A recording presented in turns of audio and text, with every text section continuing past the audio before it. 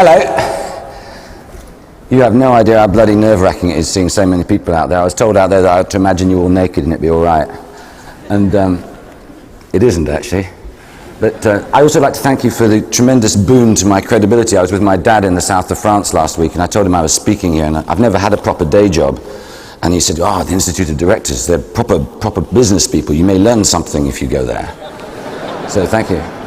But before I start talking, I think I've got 10 minutes to sort of yak about the sort of things that I like and inspire me. I ought to say that my credibility is pretty damaged in front of you because 2 years ago, the Royal Bank of Scotland asked the Eden Project to stop banking with them because we were too risky.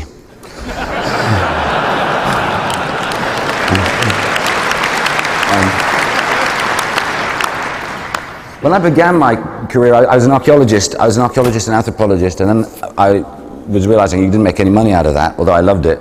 And I went into the music business, as you so kindly pointed out. I asked him not to mention that because I try to live that down.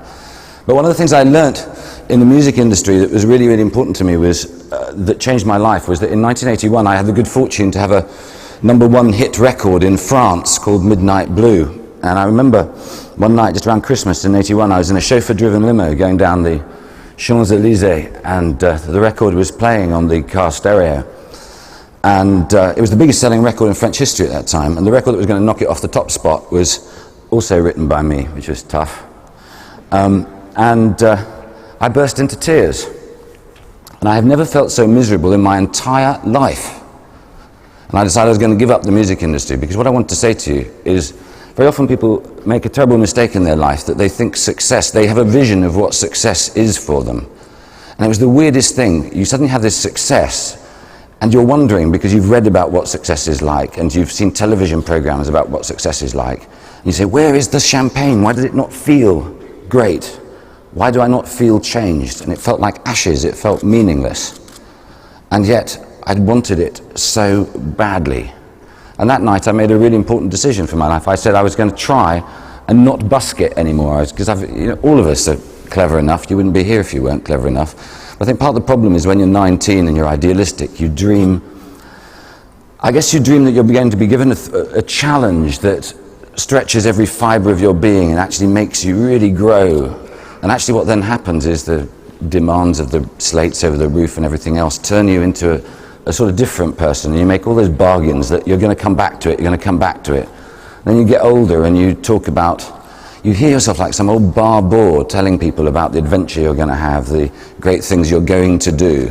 And you hate yourself just that little bit more because you know you haven't got the cojones to go and do it.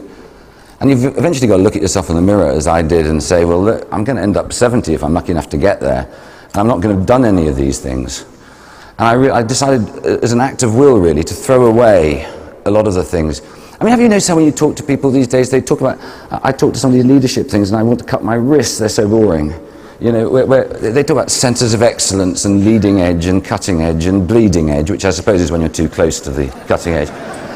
And out of the box and joined up thinking and thinking the fucking unthinkable. And, and have you noticed how every company in the world that uses that language is in inverse relationship to the language it uses in its annual report? It's just terrible. It's terrible. And where I ended up was to realize that your brightest thoughts are around the kitchen table. And that what goes wrong is that you leave your house and suddenly you become a different person. The most striking example of that was, I went from the music industry, which I didn't really very much enjoy, and I went to Cornwall for a reason. I thought I was going to Brighton, and I went on holiday and I found a house, and I bought the house because I said if I could sell mine in 48 hours, I'd do it, and I did. And then I thought, fuck, what am I going to do in Cornwall? So I bought this house and I built a studio, and a mate gave me a pig, and I thought the pig was great, and I thought the pig was, we got on really well, so I started to breed the pigs, and then I thought I'd have a rare breed. This is serious stuff, this is proper grown-up business, listen to me, okay? And I thought that I'd have a career breeding rare animals, and then I went and found this land, and this land belonged to a guy who was absolutely potless, who'd inherited an estate, and he said I couldn't have the land, but would I like to look at this whole estate that he just inherited, which is completely overgrown. And I went in and I cut my way through, and it was called Helligan, and I broke my way through into a big walled garden where there was this giant vinery where all the glass was just held up with the ivy and the brambles and everything, and all the tools were just scattered everywhere under the undergrowth, and it felt like the Mary Celeste, and I just fell hopelessly in love with it. And I decided I was going to restore it, which would have been really sensible if I'd known anything about plants, but I knew nothing about plants. But that was one of my great road to Damascus moments, that actually people who do stuff like that shouldn't know about plants, because then they will only concentrate on plants. And what I'd fallen in love with was the idea that this was a stage on which people had lived their lives for hundreds of years, and I loved it. And the thing that I'd learned from the music industry was that if you personally love something, there will be millions of other people who love it too. The issue is simply, will they hear about it? So it's a kind of a marketing issue. It's about trusting your instincts. And it's also about making sure you kill people who are negative. It is. You know all those fuckers in your companies who tell you that it can't be done, it won't be done. Cynics, get rid of cynics. Don't allow them anywhere near you. And if there are any HR people here, close your ears. Kill negative people. Because they get rid of your dreams. And if you haven't got dreams, you are dead. And also, have you noticed how people build places where you have centres to meet people? And all the big state bodies, they build places next to universities, don't they? Well, we all know there are bright people in universities, so that's not very intelligent, is it? And when you look through the great inventions, the great companies that are built, they're never built by people who met people they were meant to meet. They're always built by people who met people they didn't know they were meant to meet, which is a completely different act. And the only way you can do that is by having certain principles in your life which completely turn them upside down. So, for example, I have a principle which maybe you find difficult, but I accept every third invitation I receive. Religiously, unless there's a family occasion. Why? Well, would any of you have ended up judging a dog show? Huh?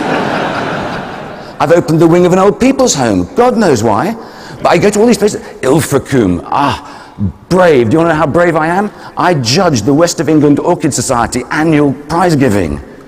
My God, those orchid growers are worse than anything you'll find in any city street. Because if there's one winner, there's 99 people that loathe you. But by going to all these things, you meet these strange people who are also doing the same thing you are, and your horizons are always being opened. And you, I don't know, you get that fizz of never knowing where you're going. You can build up this network of bizarre people, because great things come from actually having your eyes opened to weird stuff. I was invited to the Royal Horticultural Society after Heligan, we called it the Lost Gardens of Heligan, which is a sort of marketing thing. And the public poured in. They poured in because the TV programme, the BBC, forgot to mention at the end of the documentary they made about us that we weren't open yet. A great business thing. The public came in and we didn't know what to do with them. So eventually my builder ripped out the toilet out the portaloo and we started charging people. And then they'd come in and they'd say, what the hell's up there? And you say, no idea, mate, but here's a machete. Why don't you go and find out? So they were paying to come in and doing the work. Good business tip. And anyway, it became very, very successful. And I was asked by the Royal Horticultural Society to go and address the Historic Houses Association, don't you know? You know, all cord trousers and tweed jackets with the leather patches, all called Nigel, that sort of thing. And they all own stately homes, and they wanted to know about marketing, because I was supposed to be the new whiz boy of marketing. And I got up on stage and I alienated the entire audience in the first sentence, because I said, look, if you don't feel like getting drunk in it, and you don't feel like dreaming in it, and you don't feel inspired to make love in it, for fuck's sake, tarmac it. And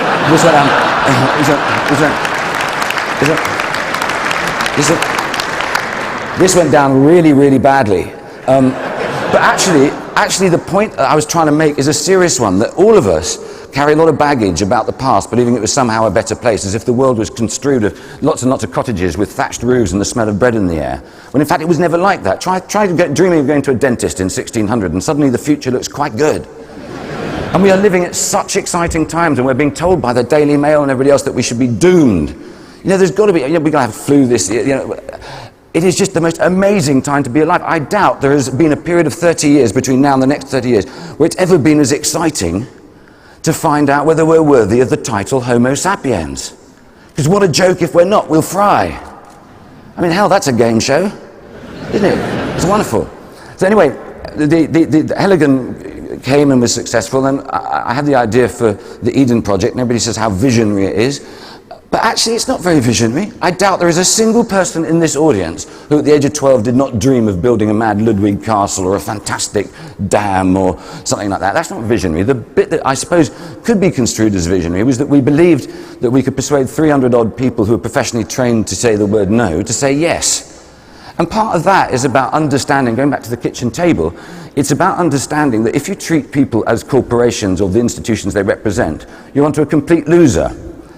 The modern world often blinds us to the fact that we're people. That actually if you stop categorizing people and remember their name and their family and what inspires them in the round, You can have a conversation in which the narrative that you bring to the table, actually the dreams that you had, they have similar dreams. Don't be arrogant. Everybody wants to do something that's important, that makes you just feel a bit lighter on your feet and alive. So if you can create a story in which people can see themselves, magic happens. It really does happen. I believe in Tinkerbell theory. I really do. You get 3 or 4 people to believe in something and it will happen. I believe in last man standing, which is that if you have a certain amount of charm and people know you're not going to go away, they'll eventually pay you large sums of money to do so. I also believe that you shouldn't pretend to know what you don't know, because people are fantastically generous if you admit your ignorance, and they love pricking your bubble if you pretend to know more than you do. The reason the Eden Project got built was because I and my friends who started it threw ourselves at the mercy of other people.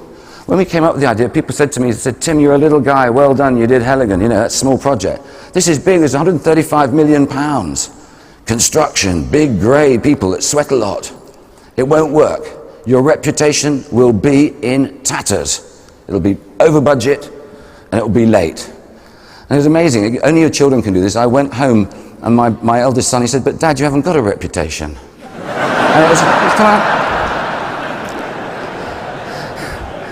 somehow you need that, don't you? You do, you do. But what happens then is you start to have conversations which are a bit childlike and ungrown up. So we talked to the constructors and the design team, and we said, if you were us talking to you and we wanted to build it on time, on budget, what would you do? And they said, "Well, are we allowed to make a profit?" We said, "Yes." And they said, "Great." And then we did something which is unique. We actually, I don't think it's been done for the last 200 years. We did a deal where we took equal responsibility on building the project. And everybody said it can't be done. And you know what? We built it on time, on budget, without a single major row. We had a ball. We enjoyed it so much that the whole team who worked on it, when we started to work on phase 2, volunteered to work for nothing again at the start of it because they wanted to do it. And it's just life-affirming doing stuff like that. It really is. The Eden Project we opened on May the 15th, 2000, for an exhibition called The Big Build. We were trying to copy what happened at Helligan by opening without being ready. And we had 600,000 people piled into the place to watch people doing construction, wearing hard hats, which is terrific. You know, the hard hats, the yellow jackets, bacon butties and all the rest of it. And we knew it was going to be a success, but the spirit behind it was about people. For example, the celebrity that opened it was Jerry O'Leary, the site manager, without whom it couldn't have been built. And it just felt right. You know, making it real. I saw a guy with a t-shirt the other day, with a wonderful, wonderful t-shirt, which I wished I'd been able to have. It was, "I've got a Nobel Prize in keeping it real." And I'd really love something like that, because one of the things I've learned about doing Eden is that if you treat people, if you work with people in the way that you would do it in your own home, things work very differently to if you do it with a kind of series of third-party edicts. We run Eden in a very different way. We've had 11 million visitors. We've put 900 odd million pounds into the local economy, which is all that's good. We're not a visitor attraction, actually. Visitors come and that's great, but we like to name ourselves the world's first rock and roll scientific foundation, because it's about serious stuff we're engaged. We have over 2,000 local suppliers, and we're very political. We insist on local supply if we can do it, even if it's more expensive than we can get from somewhere else. Why? Because if you want your neighbours to look after you, you should look after them. You should. And how the hell can a small business in the country go to a bank and get a loan if they haven't got long-term contracts to supply you? So you can actually provide an umbrella to lots of people, and we use the Eden Project brand, which we allow others to use who work with us, to access other markets. You will have seen Eden Project beers, for example, in all the supermarkets, and ice creams and all the like. And that's fun, because we need to make the money for the charity, for our charitable works. But I think the most unusual thing that we do is, in the way we manage ourselves, is all of our senior staff have to do what are called tricky days. I don't know whether you guys do that, but for 12 days of the year, everybody has to go into a hat to work on the front line as troops. And you don't get to be a boss, you actually have to work wherever you come out the hat. So you could end up having to take nappies out of U-bends if you're unlucky, or working on the ice cream stand and discovering all the stuff that bosses should learn, that, you know, the ice cream that comes out at 2 degrees too cold, and the poor kids who are working it are straining their wrists because it's actually really hard work doing all that. And again, it keeps it real. It gives you the respect for the people on the front line, because actually we don't have jobs if the people on the front line aren't having a good time. And if you were to ask me the things I'm proudest of, the things I'm proudest of were that in, say, 2003 in July, we were facing what would have been the most awful, awful winter. Visitor numbers were okay, but the costs were high. And And we had a choice. We had to either lay off 200 people, and we promised all the people that worked at Eden that they had permanent jobs. We were never going to be seasonal, right? So we took the most enormous gamble, and this is one of the reasons why I'm always so suspicious of accountants. Because accountants love them, you know, got to say that, my partner's an accountant. But they know the cost of things, but often don't understand the cost of not doing things. And there are times when if you were a leader, as opposed to someone who's working in it, you've got to take some terrible risks, which other people would think were bad risks. So we took a risk on building the biggest outdoor ice rink in Europe at Eden. If it hadn't been successful, we'd have gone bust. Actually, it was fantastically successful. So we had to lay off nobody because of it. And we are very, very proud of that. Because so many people talk all that shit about our people are our greatest asset. Well, who are the first to go then, hey? Well, it's true, isn't it? You know, all that business guru crap you get. You know, I go to all these leadership conferences and you see people preaching religion at you and all that, and then actually it all boils down to the bottom line when it's said and done. And I think if I got a minute left? If I was to be really honest, what excites me so much, I don't know how much you guys know about social enterprise, but one of the things that is really depressing is that social enterprise, the government got hold of it, and they've turned it into kind of hippie shit. Let's create jobs for people who can't normally get day jobs and talk about it in a library hush and say, jolly well done, you know. And actually, one of the problems we're all facing, all of us and me, I'm a capitalist, are that we treat the models we've been handed down in business, the public limited companies, as if they were tablets of stone given to Moses himself. So we don't look at them very bravely as if actually we could reform these things into something that is more suited to the coming times. And the thing about social enterprise that I find very exciting and why I'm so hopeful that so many of the people who've got into difficulties with some of the financial services companies and things like that will actually really consider changing their careers and bringing their intelligence and firepower to the social enterprise arena. Because what we need are models that say profit is good, but let's see whether we can get a wider stakeholder benefit. And also rewrite that thing about focus. I must be the least focused guy you've ever met. I'm always being criticized for it. My former chairman, Sir Ronnie Hampel, who wrote the Hampel Report, said I had to stop running the Eden Project like a gang leader. I had to get corporate, and I didn't even know what KPIs were. And when he told me, I still didn't really know what KPIs were. But there's this whole thing about mechanistic structures and stuff which we try to avoid. It does suggest that a lot of the techniques that many of you use in ordinary business, just cop hold. If you've got a pen, write down a couple of things, okay? Go and see the website of the Manchester Project in Pittsburgh. It is the most inspirational school on earth. Go and see the website of the Griffin Hospital outside Boston. And what they'll tell you are that the people who have set up these miraculous places are people like you and me at their kitchen table asking what great looks like and then playing it back. And amazingly, they're successful. So when you see water, electricity in West, take Cornwall. We have 212,000 households paying on average £1,000 a year in energy fees. If you add that up and securitize it over 20 years, you've got a whole shed load of money, haven't you? That with some very clever business brains working things together, you could come up with a social enterprise which is incredibly profitable and brilliantly capitalizable. And we need people like a lot of you in the audience to start thinking of business as a really sexy proposition that can adapt. Because that's what Homo sap is. We're adaptable. And some of the structures that we may have walked away from in the past because they seemed a bit hippie and a bit ooh and a bit ah, maybe we can take the dust off and see whether there's some really interesting structures which don't put the requirement on the directors to maximize profits, but to optimize them for wider social gain. Yeah, I mean, I think it's just crucial for our country that we don't have conversations like we do all the time about little event horizons, that we build a narrative up about how we see our future. Because believe me, the next 40 years are going to be astonishing. While the lifestyle choice people are talking about changing a light bulb and insulating your bloody house, if that's all you needed to deal with an 80% carbon fall over the next 40 years, well, we can all go to the pub now. But when you start really exploring what that might mean, the scope for new business is monumental.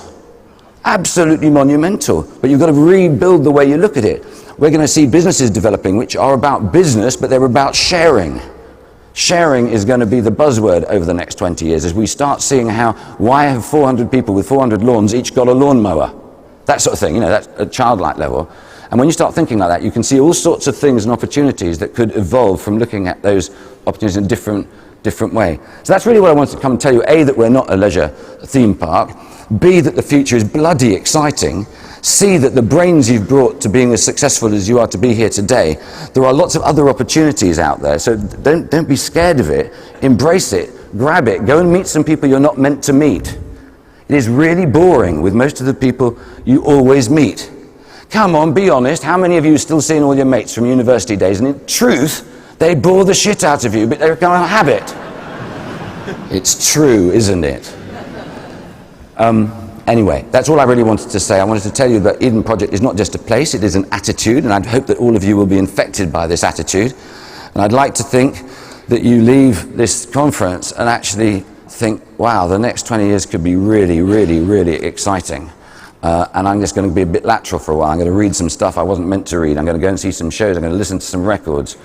I'm going to actually ask myself what I wanted to do before I die, which is actually quite a helpful time to do it, because afterwards it's not that good.